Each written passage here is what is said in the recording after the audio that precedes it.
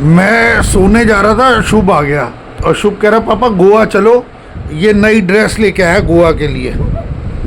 ये देखो ये ड्रेस है और ये गॉगल्स हैं, तो इसलिए कह रहा गोवा चलो। पुराने हैं लेकिन कोई बात तो है भाई। गोवा चले। चलो ये ड्रेस स्पेशली इसी के लिए ली है। चलो फ्लाइट बुक करवाओ। चलो फ्लाइट बुक कराते हैं। एग्जाम कौन तेरा पिताजी देगा? छुट्टियां पड़ी भी है अभी तो। अच्छा कोई टेंशन नहीं है, पढ़ाई की भी नहीं है। नहीं होता है, गोवा घूम के आएंगे फिर पढ़ेंगे। हैं? गोवा घुमाएंगे फिर पढ़ लेंगे। चलो अभी फिलहाल हिमाचल प्रदेश तो हुआ, फिर गोवा भी हुआ ना।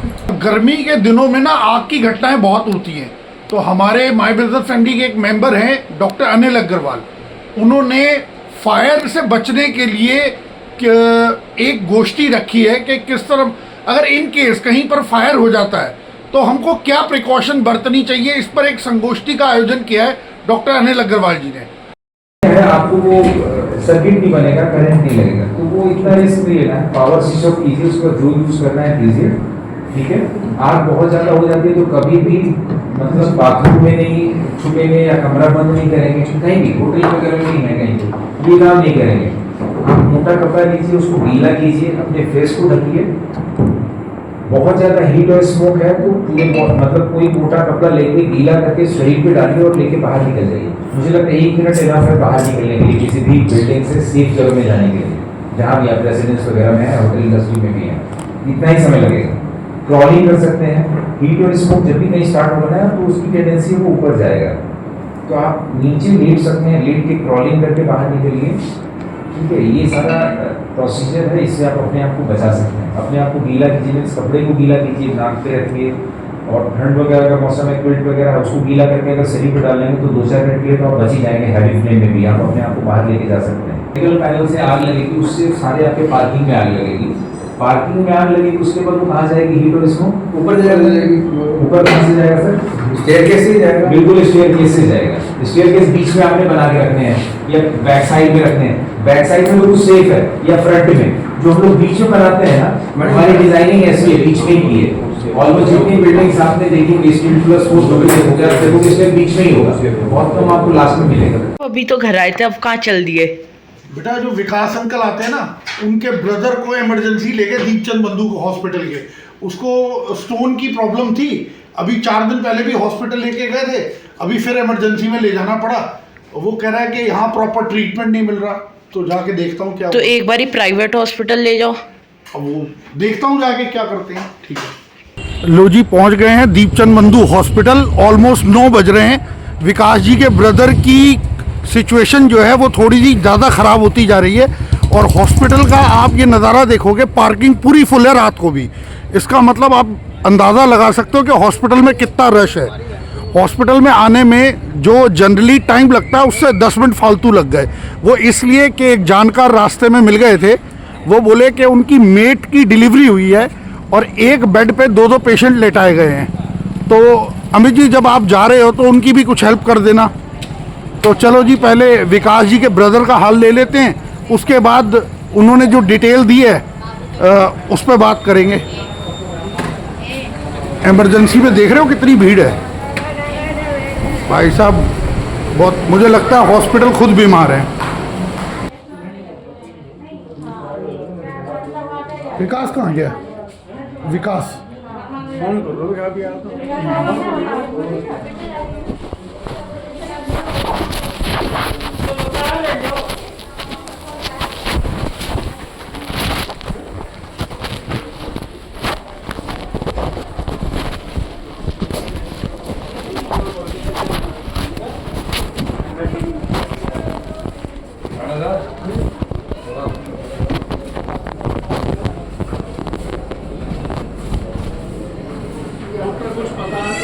ये दीपचंद बंधु हॉस्पिटल जो है ना, ये बहुत बड़ा है और यहाँ पर सफिशिएंट स्पेस है। यानी आप ये देखेंगे कि एरिया वाइज यहाँ पर रूम्स की और बिल्डिंग की स्पेस की कोई कमी नहीं है। और आज मॉर्निंग में ही जो नई चेयरमैन बनी है दीपचंद बंधु हॉस्पिटल की, उनके घर जाना हुआ। हमारी विधायिका पूनम शर्मा जी से बात हो रही थी, वो कोशिश करें कि इस हॉस्पिटल में कोई प्राइवेट वार्ड भी इस्टेब्लिश किया जाए, ताकि लोग जो अफोर्ड कर सकते हैं वो प्राइवेट वार्ड हो और उनको अलग से बेटर इलाज मिल सके। तो बहुत सारे लोग गवर्नमेंट हॉस्पिटल केवल इसलिए नहीं आते, वो चाहते तो हैं कि क्योंकि सरकारी हॉस्पिटल में डॉक्टर तो एक्सपीरियंस होते हैं और वो चाहते भी हैं बहुत सारे लोग कि यहाँ पर गवर्नमेंट हॉस्पिटल के डॉक्टर से कंसल्ट करें, लेकिन अगर यहाँ प्राइवेट वार्ड इस्टेब्लिश हो जाएगा तो चीज़ें और बेटर हो जाएंगी, जो लोग पैसा खर्च कर सकते हैं उनके लिए। किसी भी सरकारी हॉस्पिटल का नज़ारा रात में क्या होता है वो आप इन दृश्यों से देख सकते हैं। बड़ा मुश्किल होता है, जो बीमार होता है वो तो कष्ट उठाता ही है, जो उसके अटेंडेंट होते हैं उनके लिए भी एक नई परेशानी खड़ी हो जाती है। ऐसे में टाइम पास करना भी बहुत मुश्किल हो जाता है। कभी मैं हॉस्पिटल के अंदर जा रहा था, कभी बाहर निकल रहा था, ऐसे में मेरी नजर पड़ी इस पोस्टर पर जिसमें सांप काटने से संबंधित कुछ ब्यौरा लिखा था। मेरे लिए ये पोस्टर को देखकर हैरानी इसलिए भी हुई कि शहर में सांप काटने के मेरी नज़र में बहुत कम, या यूं मैं कहूं कि बिल्कुल ना के बराबर केसेस आते होंगे, लेकिन मैं खोज रहा था कुत्ते काटने से संबंधित किसी जानकारी को, और तभी इस पोस्टर पर मेरी नजर गई जो डॉग बाइट से रिलेटेड था। मरीजों की संख्या लगातार बढ़ती जा रही है और मैं ये देख रहा हूं कि डॉक्टर्स और अस्पताल प्रशासन इन मरीजों की देखभाल में कोई कमी नहीं छोड़ रहे, लेकिन इसे मजबूरी कह सकता हूं कि संख्या मरीजों की ज़्यादा है। ऐसे में कहीं कहीं एक बेड पर 2 मरीजों को भी एडजस्ट करना पड़ रहा है। लो जी, अभी विकास के ब्रदर को एडमिट करने को कह दिया और ऑलमोस्ट रात के 11 बज चुके हैं। तो अब देखते हैं, अब जब इतना लेट हो गए हैं तो एडमिशन कराने के बाद ही घर निकलेंगे।